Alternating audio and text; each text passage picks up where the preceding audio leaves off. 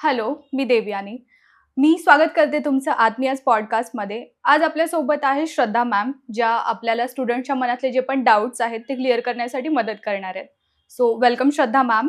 Thank you Devyani. Yes. So ma'am सगळ्यात पहिला question आत्ता जो स्टुडंट्सकडनं आम्हाला रिसीव्ह होतो तो असा आहे की आता वॉर सिच्युएशन आहे. सो या सिच्युएशनमध्ये सगळ्यात सेफ कंट्री कुठली आहे अब्रॉडमध्ये एज्युकेशनसाठी? यामध्ये देवयानी मी नक्कीच तुला जॉर्जिया सजेस्ट करेल. त्याचं रिझन असं आहे, आत्ता सध्या जे वॉर सिच्युएशन चालू आहे, तू बघतीये बऱ्याचशा कंट्रीज त्याच्यामध्ये इन्व्हॉल्व्ह झाल्या आहे किंवा बऱ्याचशा कंट्रीज अफेक्ट पण झाल्या आहे. पण यामध्ये जेव्हा जॉर्जियाचा विषय येतो, जॉर्जिया पॉलिटिकली त्यांचा कुठेही स्टान्स नाहीये, त्यामुळे जॉर्जिया इन्क्लूड पण नाहीये. आता रशियाचं जर बघायला गेलं तर रशियामध्ये बराचसा इफेक्ट झालाय वॉरमुळे आणि तिथल्या काही युनिव्हर्सिटीज ज्या आहे त्यांनी त्यांचे लेक्चर्स ऑनलाईन केलंय. बट जॉर्जियामध्ये असं कुठलीही सिच्युएशन आलेली नाहीये, त्यामुळे मी नक्कीच तुला सेफेस्ट कंट्रीजमध्ये जॉर्जिया सजेस्ट करेल. सो मॅम माझा पुढचा प्रश्न असा आहे की SCUमध्ये जॉर्जियामध्ये करिक्युलम कसं असतं आणि क्वालिटी ऑफ एज्युकेशन कसं मिळतं स्टुडंट्सला? क्वालिटी ऑफ एज्युकेशन तर अतिशय चांगलं मिळतं. त्याचं रिझनही सांगते. जसं की SU आहे, ही फोकस्ड आहे clinical based learning, hospital training आणि केस बेस्ड स्टडी. म्हणजे मुलं पहिल्यापासून फक्त मेडिसिन शिकत नाही, त्यामध्ये अगदी डॉक्टरसारखा विचारही करायला लागतात. त्यामुळे अतिशय चांगला आणि हायटेक एज्युकेशन मुलांना तिथे मिळतंय. त्यामुळे तुम्हाला एक्सपोजर जे आहे, ग्लोबल एक्सपोजर हे खरंच खूप चांगलं मिळतं. हा एक फरक SUमध्ये मिळतो मुलांना. ओके.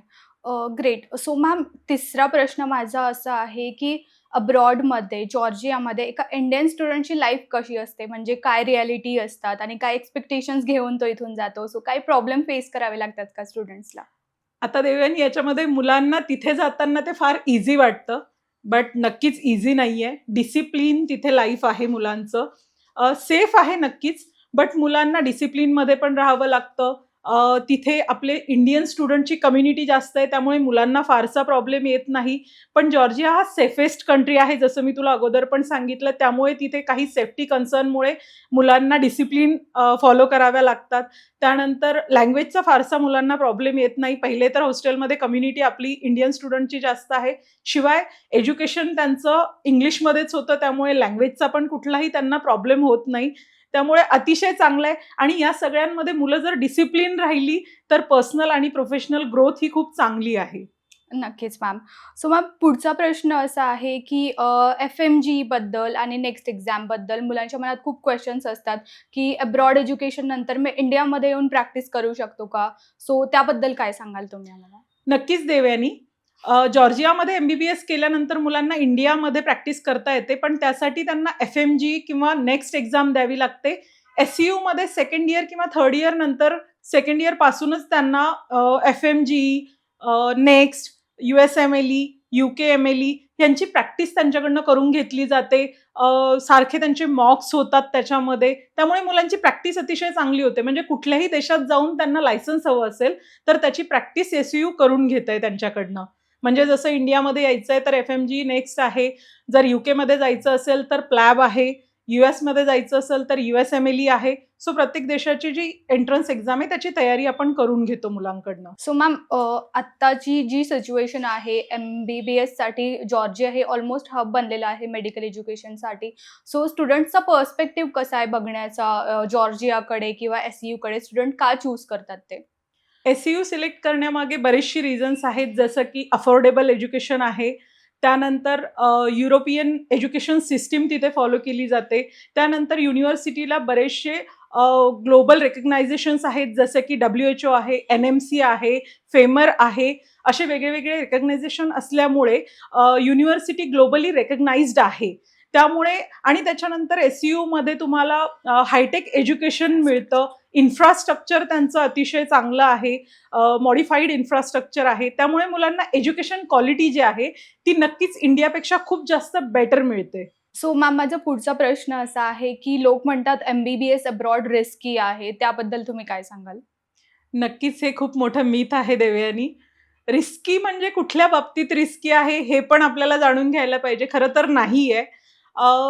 आपल्याला बऱ्याच वेळी असं होतं, म्हणजे मी बरेचसे प्रश्न ऐकलेत मुलांचे, जसं की तिथली डिग्री व्हॅलिड नाहीये किंवा जॉर्जियामध्ये MBBS केल्यानंतर इंडियामध्ये प्रॅक्टिस करू शकत नाही.